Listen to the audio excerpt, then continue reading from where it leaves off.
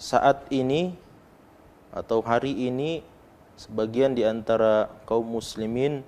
merasa khawatir dan merasa pusing dengan munculnya atau maraknya sebuah hadis atau sebuah riwayat yang disampaikan oleh beberapa orang ustadz atau beberapa orang ulama berkenaan dengan persoalan 15 Ramadan apabila dia bertepatan dengan hari Jumat,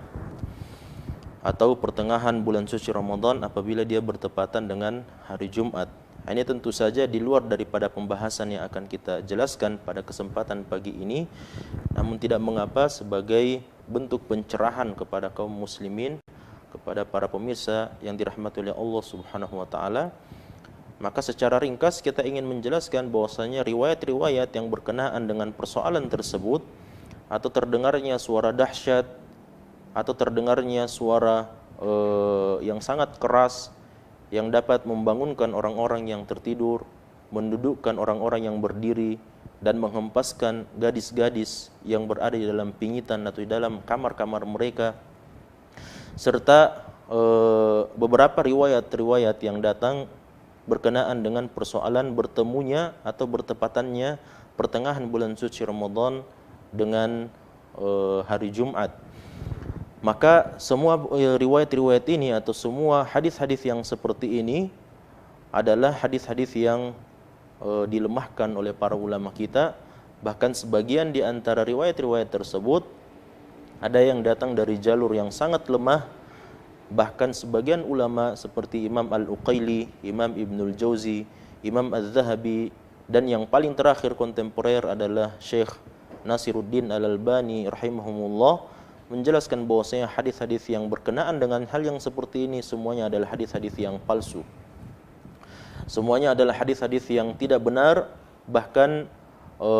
Al-Imam Al-Uqaili mengatakan la aslalahu, tidak ada dasarnya sama sekali atau tidak ada sumbernya sama sekali di dalam syariat Islam. Ibnul Qayyim Al-Jauziyah di dalam kitab beliau Al-Manar Al-Munif menjelaskan bahwasanya minal ahadits allati la tasihhu fil akhbar al-mustaqbaliyah, di antara hadis-hadis yang tidak sahih atau dia adalah hadis yang sangat lemah berkenaan dengan berita-berita yang akan datang atau berita-berita tentang zaman-zaman yang akan datang kepada kaum muslimin. Di antaranya adalah hadis yang diriwayatkan dari Abdullah bin Mas'ud tersebut yang disebutkan oleh Imam Nuaim Ibnu Hammad dalam kitab beliau Al-Fitan. Juga sebagaimana disebutkan oleh Syekh Nasiruddin Al-Albani rahimahullah taala,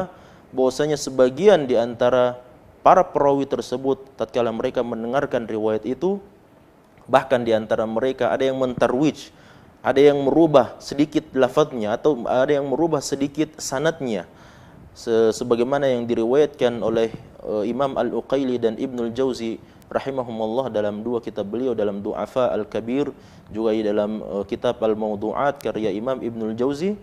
di mana hadis tersebut yang seharusnya datang dari sahabat yang mulia Abdullah bin Mas'ud radhiyallahu taala anhu justru datang dari sahabat yang mulia yang lainnya, yaitu Abu Hurairah radhiyallahu taala anhu. Dan ini disebutkan oleh Syekh Nasiruddin Al-Albani dalam kitab beliau Silsilah Dhaifah beliau, dan beliau menghukumi hadis ini sebagai hadis yang palsu.